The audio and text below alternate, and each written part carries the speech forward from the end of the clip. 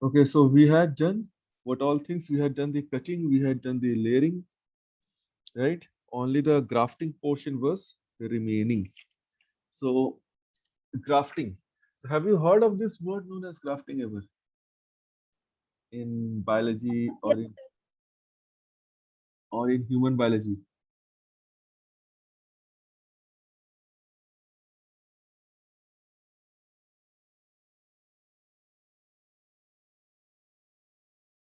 Have you heard of grafting? Anyone?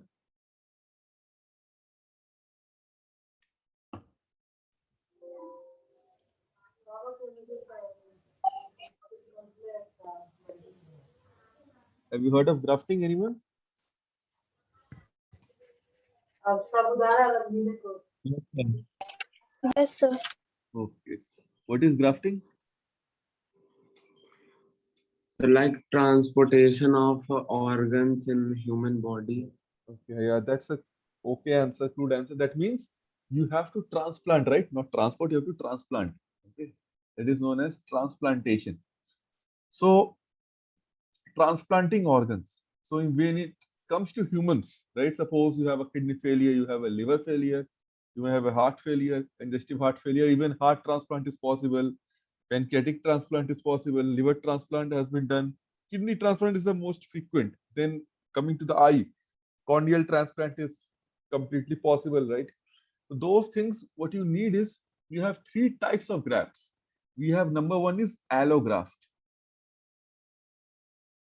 Okay, it is known as allograft. Then we have the isograft. We also have xenograft.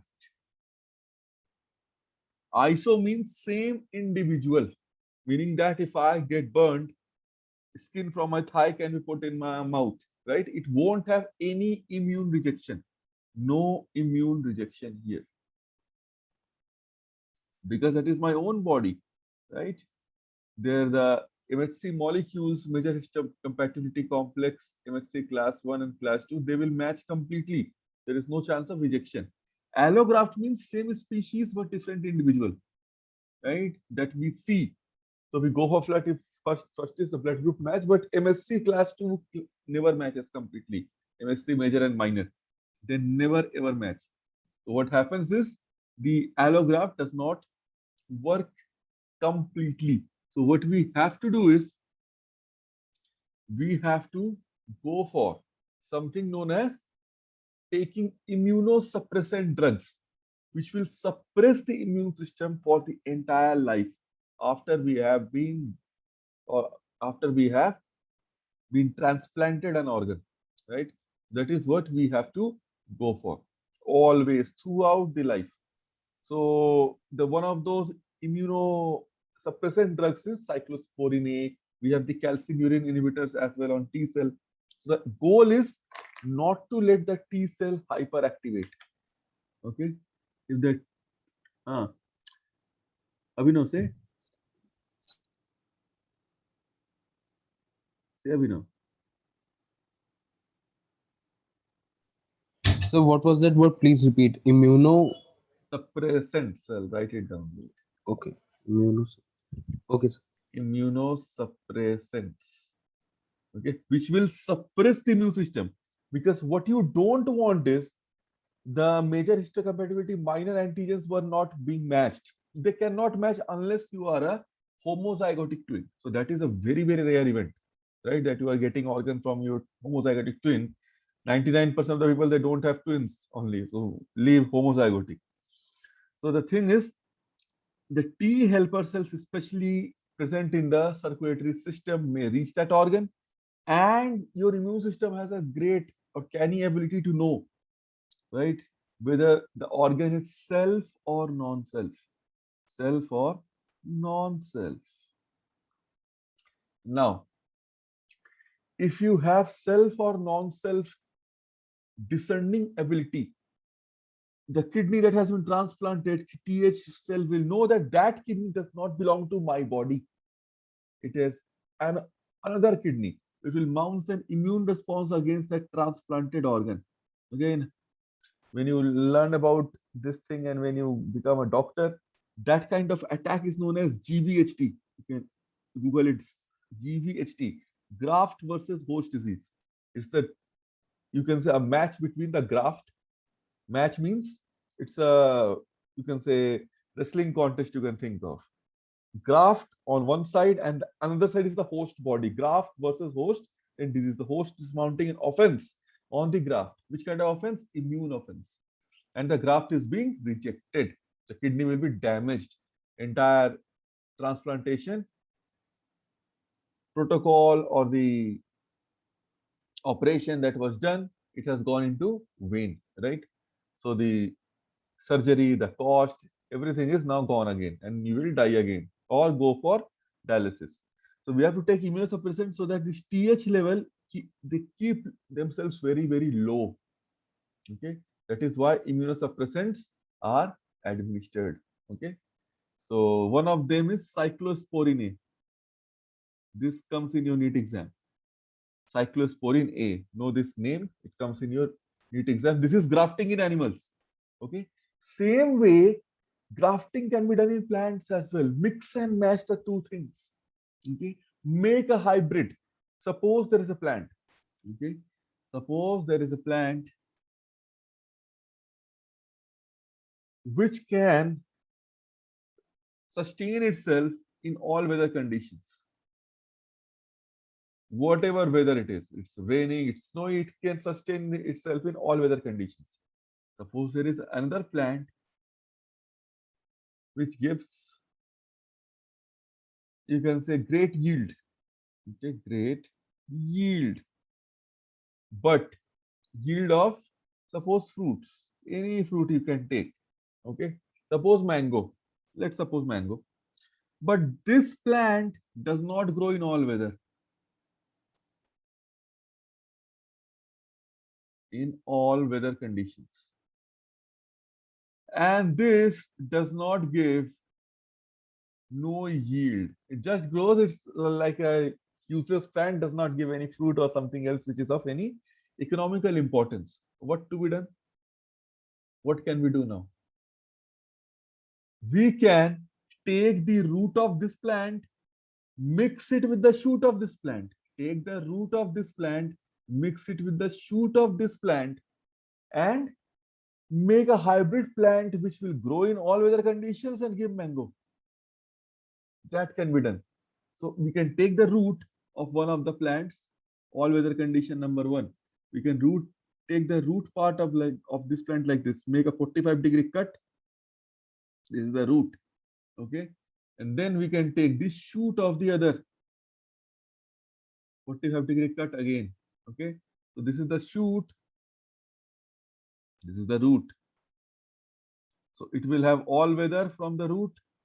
It can grow from the shoot. It will be able to give lot of fruits, high yield. So did I solve the problem or not? I shot two things with one arrow, right? Two birds with one arrow. It is like that. So the thing is, this part is known as scion properly, the shoot part. Okay, that you should be knowing. Okay, always. And the root system is known as the stalk. STOCK. These things are asked in competitive exams. Okay, scion and stalk, and they are taped here together. Just you put a specific adhesive tape, and you will hope that they combine, just like in fracture, right? The bone callus formation happens and the bone heals. We will assume, we will hope that it combines, and then 70 to 80% of the time, not 90, the experiment is successful. Okay, so that is what has been seen. Understood? Any problem here in grafting? No, sir. Okay. So this is how grafting is done. Okay. So now we'll come to our sexual reproduction. Okay. We can come to the sexual reproduction.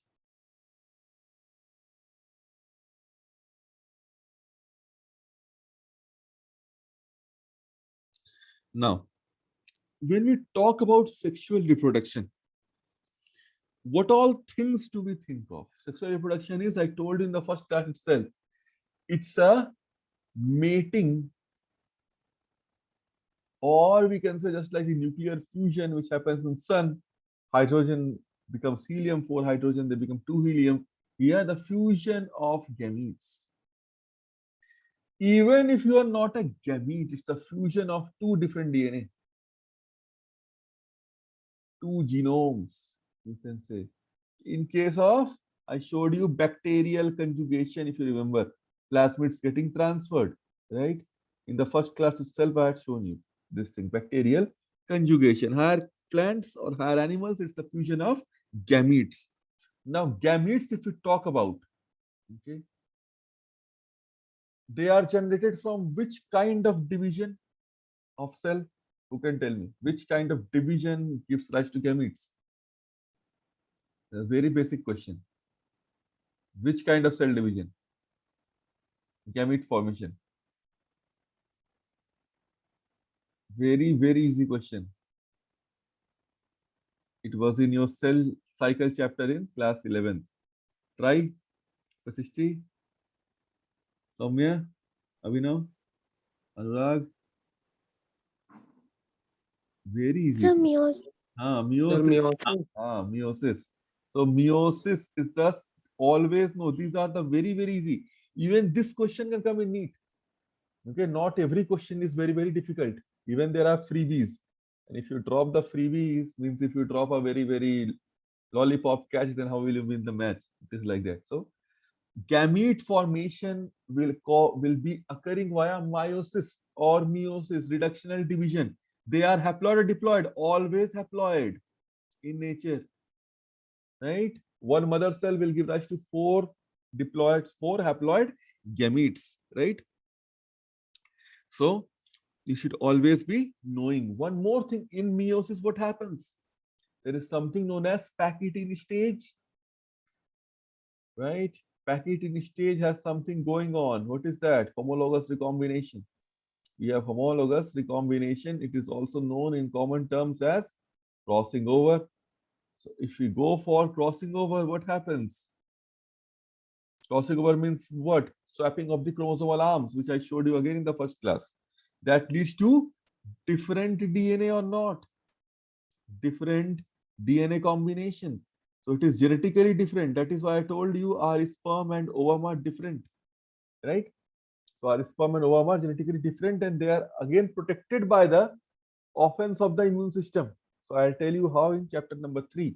Okay, it is known as blood sperm barrier, blood ovum barrier. Blood sperm barrier is mediated by something known as Sertoli cell or sustenacular cells. So those things will be discussed in detail in chapter number 3. Okay, why is the sperm must be destroyed by the body, the ovum must be destroyed by the body, therefore our species should never have, you can say, continued. The thing is, it continues. Why? Because there are barriers which does not let the T cell come in contact with the new sperm and ovum. Okay, so those things, just hold on, will be talked in detail in class, chapter number 3. Okay, so that is our sexual reproduction. So now if we talk about types of sexual reproduction, okay, types of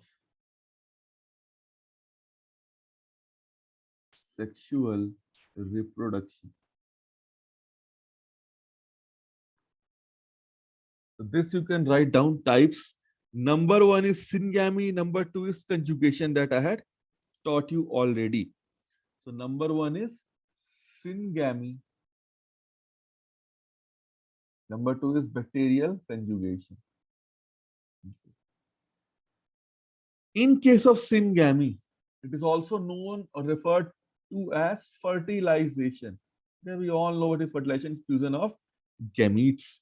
Okay, so the thing is, mostly it involves 2 different gametes, right? Known as sperm and ovum. Both are very, very different to each other, and both are macroscopic or microscopic. Both are microscopic, very small cells, single cells. Okay, microscopic.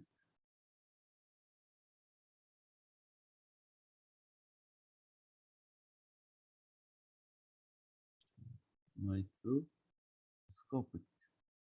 So they are known as, also sperm and ovum are sometimes referred to as microgamete because they are one cell only.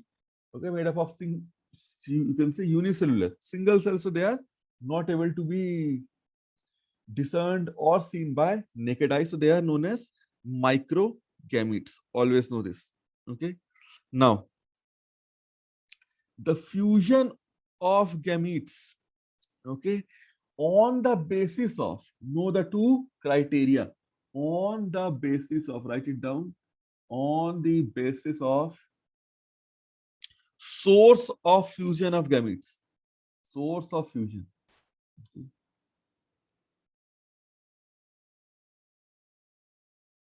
Source of fusion of gametes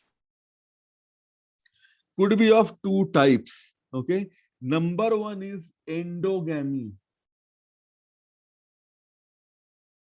that is known as self-fertilization.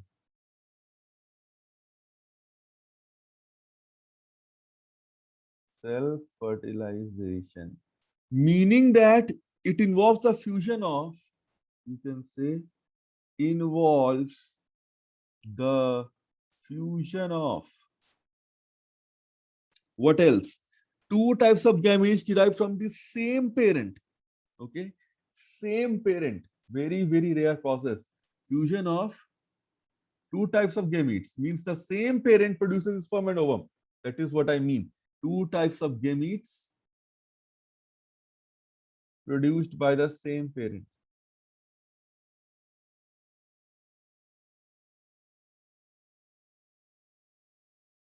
Same parent. There is an example known as Taenia solium, about whom or about which we'll be reading about in chapter number 8, Human Health and Disease. Its life cycle as well. It has a digenetic life cycle, means it needs two individuals, one pig and one humans. Okay, it causes tremendous infection.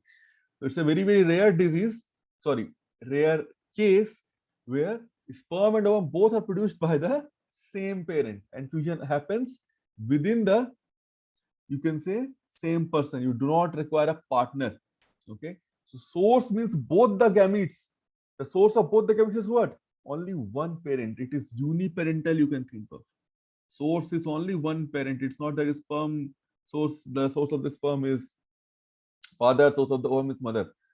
Source of both the gametes are only one parent. Okay, understood this one? Endogamy, self-fertilization. Yes, sir. Okay, then coming to cross-fertilization that we depend on. Number 2 is exogamy. Exogamy, or you can call it cross-fertilization.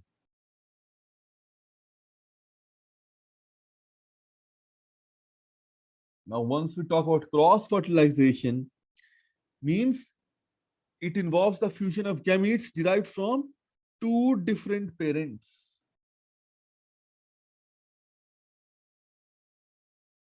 It involves the fusion of gametes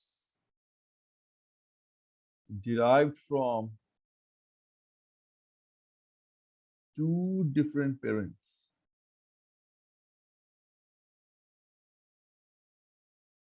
That is known as, you can call them biparental.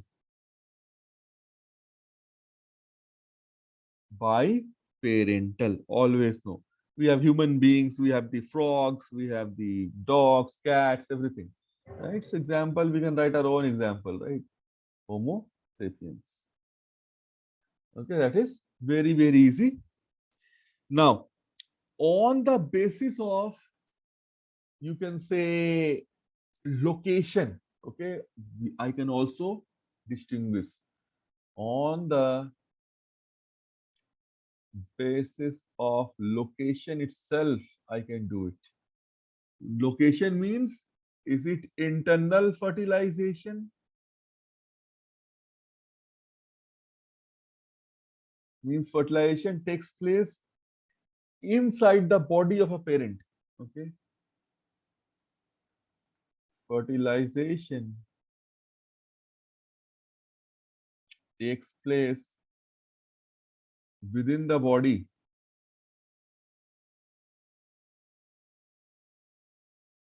of a parent. Like in humans, fertilization takes place where? Inside the body or within the body of the female, in the ampular region of the fallopian cord or oviduct, right? Or fallopian tube or oviduct. Even if I go for endogamy, fertilization will take place inside the body of the or inside the body of Taenia solium.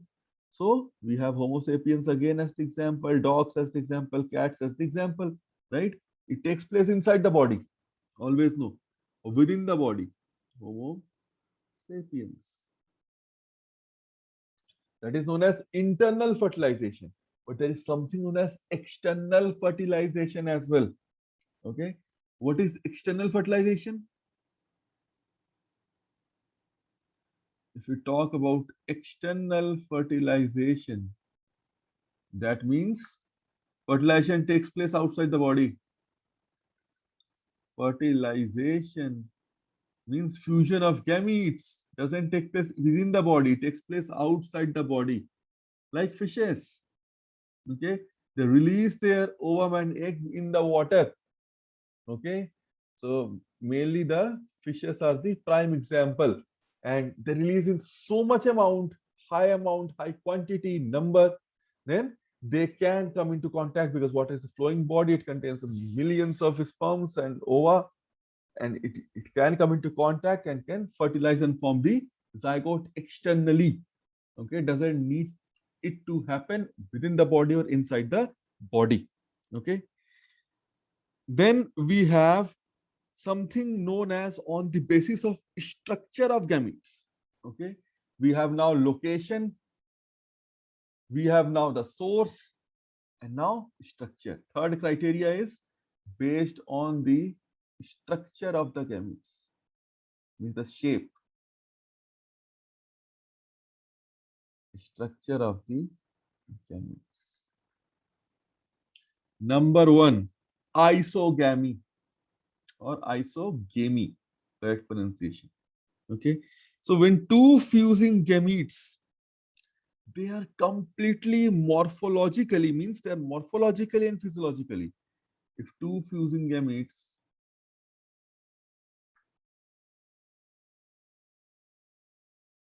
are morphologically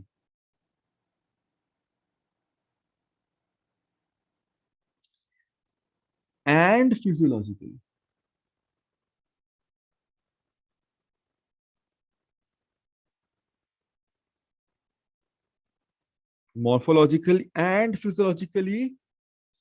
completely similar. Okay, similar means they look very same, because see, sperm and ovum, they don't look same at all. Ovum is round, sperm has tail, sperm has head, right? Sperm is smaller, ovum is the largest cell in the body.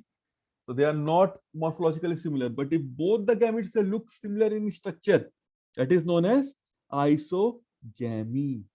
If they are similar to each other, that is known as isogamy. It is not present. Isogamy is not present in humans. Okay, isogamy you can think of as protozoan. They form monocysts, right? And then you have, you can say, eulothrix. Those kinds of things are there. Okay, so you can write eulothrix, the best example, or monocystitis in a protozoan, or monocystis you can call. It will cause a disease monocystitis. The protozoan is known as monocystis. This is the protozoa. So here both the gametes look similar. In humans it does not. We all know how an ovum looks and how a sperm look. Okay, we'll get into the detail of ovum and sperm morphology, structure, layers, everything in chapter number 3. Okay, so hold on till that point. Everything will be explained in detail. What is acrosomal reaction, slow block to polyspermy, fast block to polyspermy, mitochondrial formation, sperm movement, and what does the latest research say about the sperm movement? Okay, its rolling mechanism, tumbling mechanism. Okay, flagellar, you can say, propulsion, everything will be cleared. Okay. Now, number 2 is anisogamy. Okay, something known as anisogamy.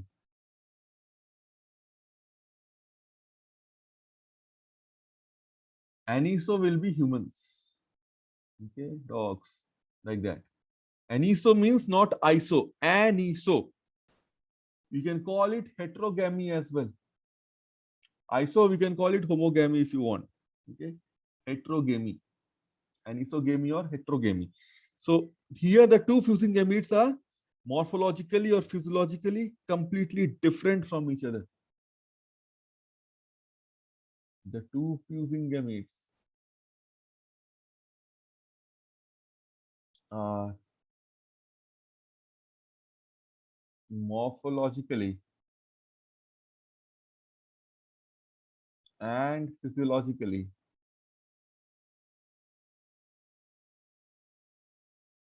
completely different from each other.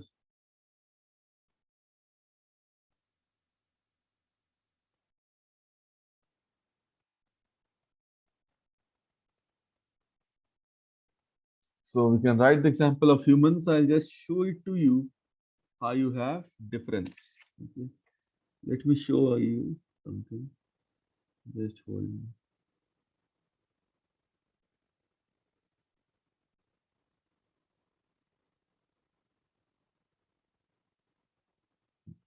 I'll just share the screen. Can you see the screen? Yes, sir. See how does a sperm look? This is how a sperm looks. Okay, we all know, we have seen this diagram multiple times in class 10th as well. Now look, see how does an ovum looks. Okay, ovum is this one. Okay, sperm and ovum together like this. Does any structure match? See, it's like a snake, it's like a round ball, huge, small. Ovum, for neat purposes, note, is the largest cell in the human body, but absent in, you can say, males. So neuron is the longest cell, not the largest. Largest is still ovum. Okay, in case of females, always know that fact. Okay, ovum is huge diameter wise. Okay, so that is our anisogamy. Okay, now come to hologamy. Okay, Hollow Man, there was a movie you might have seen in Hollywood. It's a transparent man. So here is hologamy. Okay, so hologamy, when we talk about, in case of hologamy, what happens is the two organisms themselves, they act as gametes. Okay, two organisms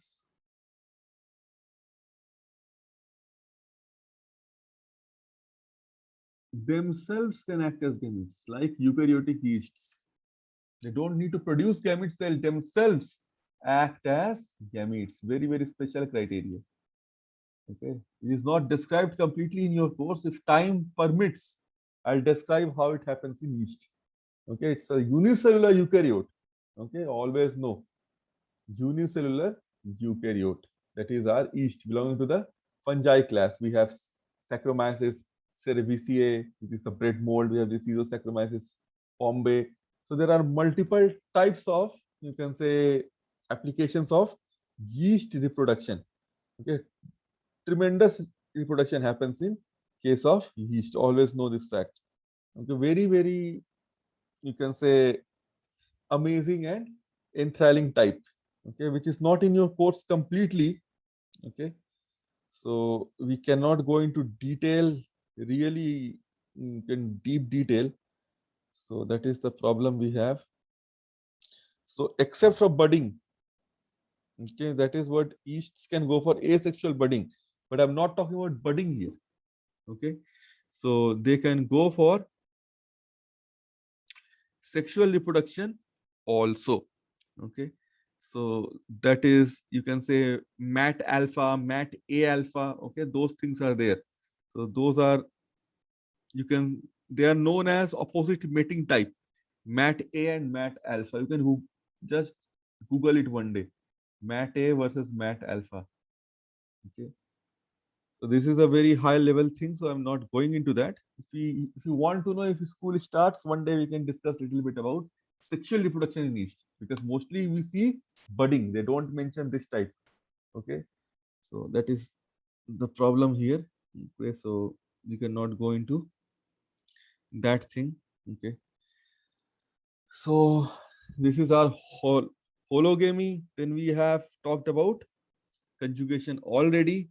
Okay, so in the end, I'll talk about something known as senescence or aging. Okay, senescence or aging. We all know that we age. There are multiple postulates. We have telomere shortening. Okay, when we will talk about the replication mechanism, we'll talk about the telomeres in eukaryotes in detail. This is for eukaryotes. We have the reactive oxygen species theory, meaning that the superoxide dismutase, the glutathione, reductase, those enzyme expression reduces. We have epigenetic theory, expression of multiple genes which can cause cancer, it increases. Okay, we have the proto-oncogene induction theory. Proto-oncogenes can become oncogene. Okay, then we have immunological senescence. That is, immunological senescence means the immune system degrades, deteriorates. So we have multiple postulates regarding aging. Okay, means the metabolism, the wear and tear, it you can say kicks in. Metabolism slows down both anabolism and catabolism. Different types of diseases can occur, like Alzheimer, Parkinson's, diabetes. Okay, then we have osteoporosis. Okay, so many types of diseases. Then if the immune system really deteriorates, we can have multiple sclerosis, systemic lupus erythematosus. So many diseases are there. Okay, you can just keep on counting. Okay, we have the sarcoidosis. Then in case of the heart, we can have cardiomyopathies. Okay, where pathy means damage. So some kind of damage to the heart. We can have the dilated cardiomyopathy. We can have hypertrophic. We can have the restrictive congestive heart failure. So many things could happen. Okay, hypertension induced damages, liver damages. Okay, cirrhosis, fibrosis. So many things can occur. Okay, there is not any end of that. Okay, always know. So this entire thing leads to the end of this chapter. Always know this. This is the end of the chapter. Now tell me if you have any kind of doubts. This was a very, very introductory chapter, okay, which made you acquainted with the basic concepts of reproduction. Okay, now we'll dig deep from next class, okay, into types in plants and animals. So any doubt, anyone? Prakriti, any doubt you have? Anurag, Anamika, Ayushi?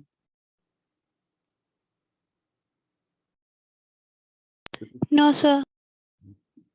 Prakriti, any doubt? Vasishti, Sapna, Soumya, Supriya? No, sir. No, sir. Oh, okay, then so we'll see you tomorrow and we'll kickstart with the main course. Okay, that is the proper course, and you may be aware of the fact that 10th class board exams have been cancelled. Today, there were more than 2 lakh cases diagnosed of COVID. So stay safe. Don't wander off anywhere. Okay. Stay safe. Okay, then. Thank you. Thank you, sir.